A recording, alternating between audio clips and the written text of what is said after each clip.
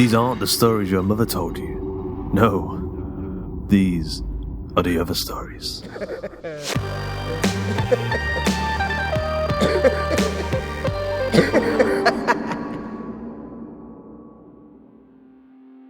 Today's episode of The Other Stories is Lucky Ruff, written by Georgia Cook and narrated by Josh Curran.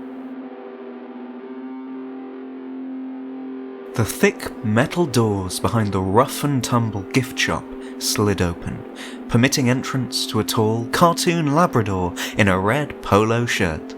Its immense plush paws squeaked as it stooped through the doorway, emerging into the maze of concrete tunnels that encompassed the backstage area of the Lucky Ruff amusement park. The doors slid shut behind it, muffling the screams and roars of mid-season. The Labrador slumped. A stream of muffled curse words echoed from its oversized head as it reached up and began to tug its own ears. The head wobbled, its vast blue eyes jiggling wildly back and forth as the tugging grew desperate. With one final tug, the head wrenched free from the dog's shoulders, revealing the flustered face of a teenage boy. Tim let out a gasp of relief, gulping down lungfuls of dusty air as he clawed the hair from his eyes. After an hour spent inside the sweltering mascot costume, prodding and jabbed by laughing children, even the sunless gloom of the maintenance tunnels was a blessing. All the new hires had learned to dread costume duty. For most, working at Lucky Ruff filled the convenient summer gap between high school and college. 4 months of shoveling fries and operating rides before university in the autumn. A teenage rite of passage. 5 of Tim's fellow new hires had already quit, leaving for the sunnier climes of fast food and retail. After 2 consecutive rounds of costume duty, Tim was starting to consider joining them. He glanced at the head in his arms, the smiling face of Lucky Ruff, the park's canine mascot, beamed back at him, its flopping plush tongue and wide blue eyes shining under the lights. Tim pulled a face. He wanted to find his locker, chug a bottle of water, and change into normal clothes. Even the park's itchy polyester uniforms were better than imprisonment inside Lucky Ruff. Tim started down the tunnel, his footsteps echoing on the concrete floors. Even after 2 weeks at Lucky Ruff's, he found it almost impossible to navigate the maze of concrete and metal beneath the park. A smaller cousin to the vast networks beneath corporate theme parks, there was something inescapably man-made and yet intrinsically alien about them. Sounds lingered, fluorescent lights bathed the world in perpetual half-light.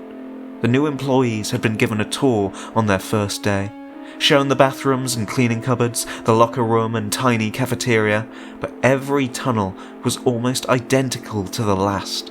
A labyrinth of blistering air and antique dusk ringing with the distant roar of the park. Tim paused at a junction to claw the hair out of his eyes. He felt like an overdone lobster, boiling in his own sweat. He shuddered to imagine how he smelled. He glanced over his shoulder, then dropped the mascot head and rolled his shoulders, listening for the crack. Another sound overtook it, pouring through the tunnels like a distant wave. Running feet, shouts and cries, distant shrieks, distant screams. Tim paused, listening. The closeness of it was disorientating, as if the entire park had followed him into the tunnels, surrounding him and folding him, invisible.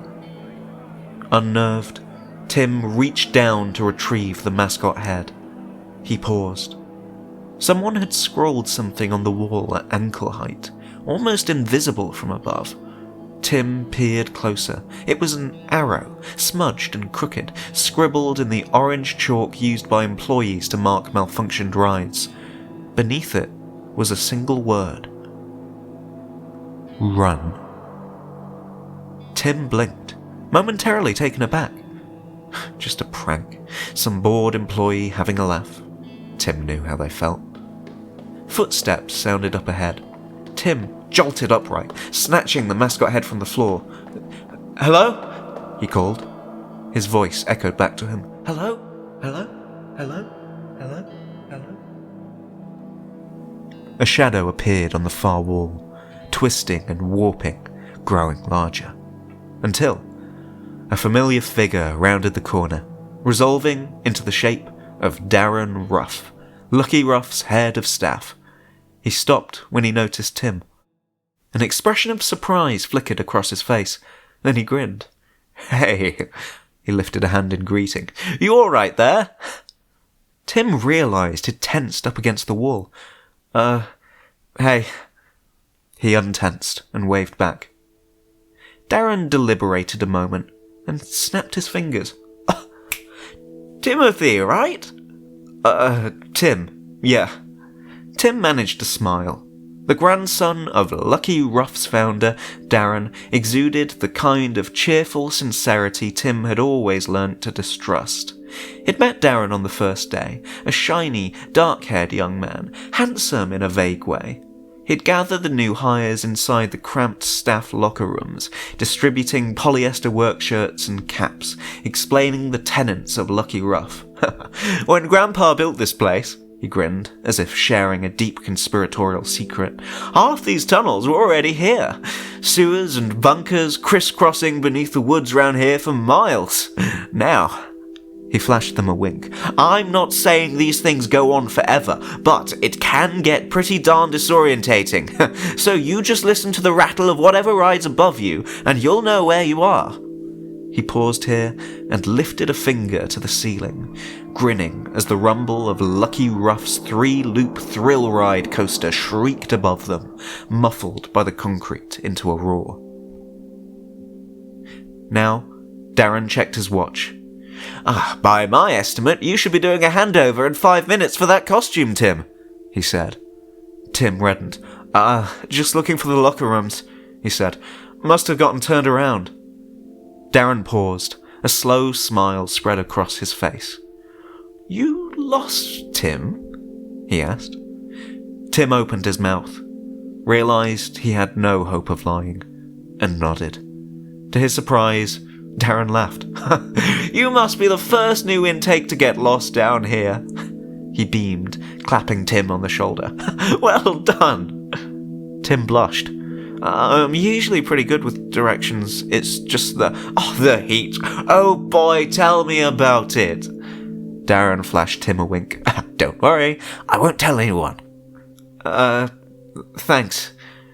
Tim decided not to mention that Darren was the highest authority he could tell. We value everyone equally here, Timothy, Darren continued. You employees are what keep this place running. I never forget that. Right. Tim managed to smile. Darren motioned down the tunnel.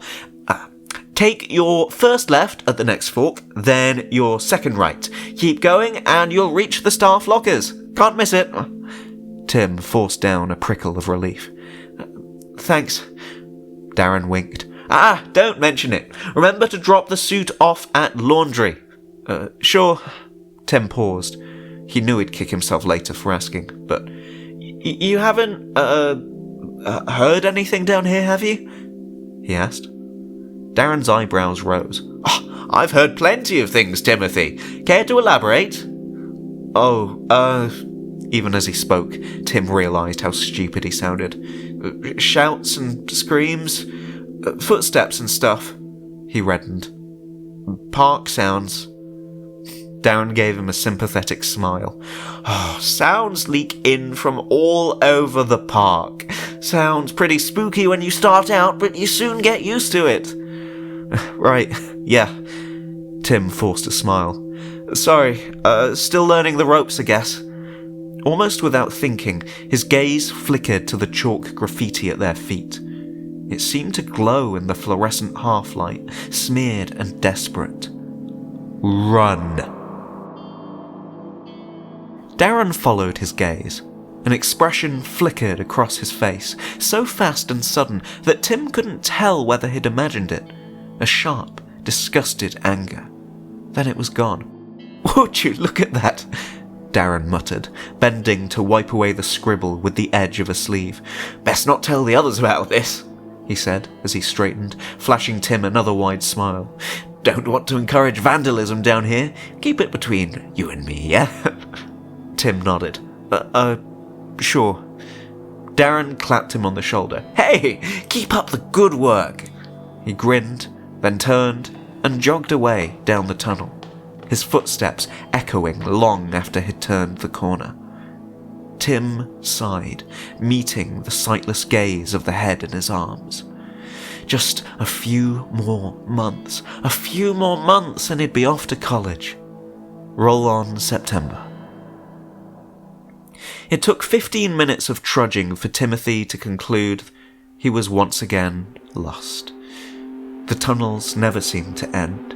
He'd turn a corner, hoping to find the familiar red doors of the locker rooms or cafeteria, but instead find only more tunnel. The temperature had slowly risen, adding to the stifling discomfort inside Tim's suit. A line of sweat trickled down his neck. The mascot head was a dead weight in his arms, its eyes staring blankly. Tim paused to lean against a tunnel wall, gulping down lungfuls of dusty air. He glanced over his shoulder, wondering if it was worth retracing his steps, listening for the heavy rumble overhead. Surely he'd walked the entire length of the park by now. Where was he? A flash of orange caught Tim's eyes, drawing his gaze downward. A chalk scrawl etched the wall at ankle height, an arrow pointing back the way he'd come, and a single word. Run. Tim froze, blinking in the gloom.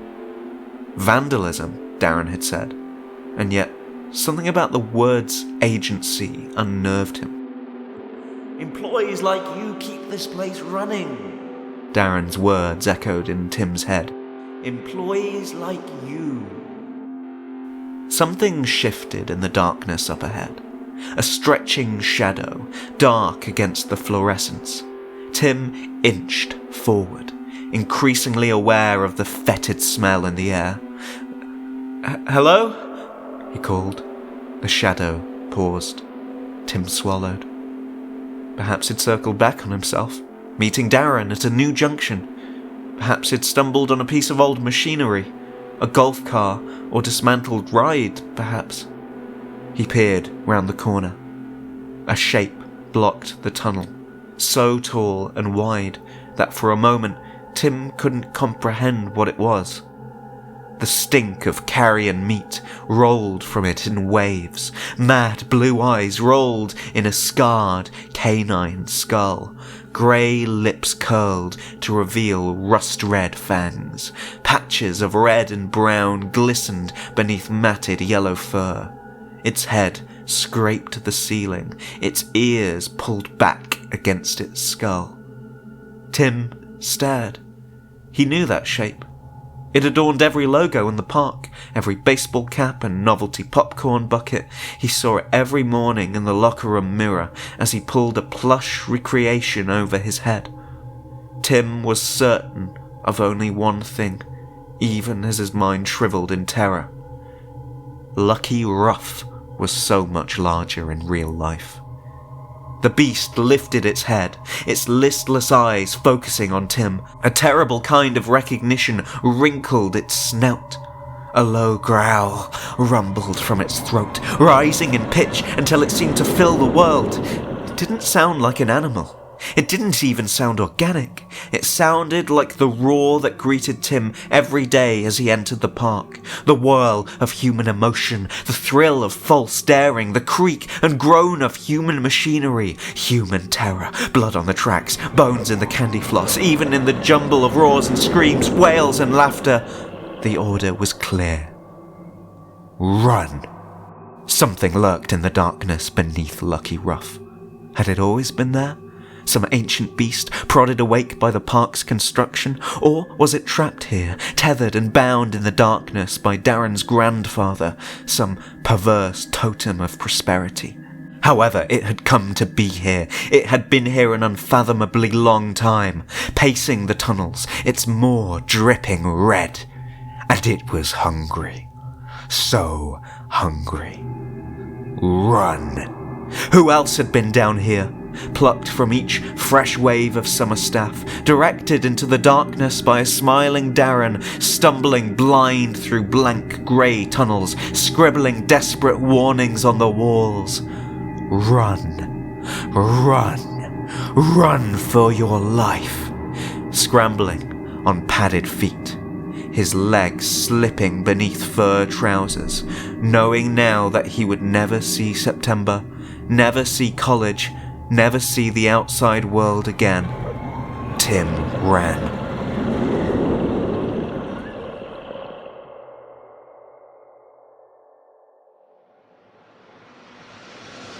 I hope you enjoyed today's episode of The Other Stories.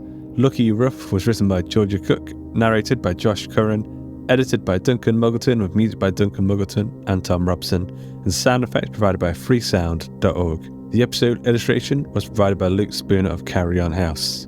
A quick thanks to our community managers Joshua Boucher and Jasmine Arch, and to Joshua Boucher and Carolyn O'Brien for helping with our submission reading, and of course to Ben Errington for navigating the intricate network of social media like a nimble worm, leaving slimy trails of tweets, grams and posts. Georgia Cook is an illustrator and writer from London. She's the winner of the LISP 2020 Flash Fiction Prize and has been shortlisted for the Britpop Prize, Staunch Book Prize and Reflex Fiction Award, among others. She can be found on Twitter at @GeorgiaCooked and on her website at georgiacookWriter.com. Josh Curran is a narrator and writer. He's narrated many episodes of The Other Stories over the show's lifetime. He's also the creator of the horror audio drama podcast Miscreation, and you can follow him on Twitter at @JCurranWriter. The Other Stories is a production of the Story Studio Hawk and Cleaver, and is brought to you with a Creative Commons Attribution, Non-Commercial, No Derivatives license. That means don't change it, don't sell it, but by all means share the hell out of it. So, until next time.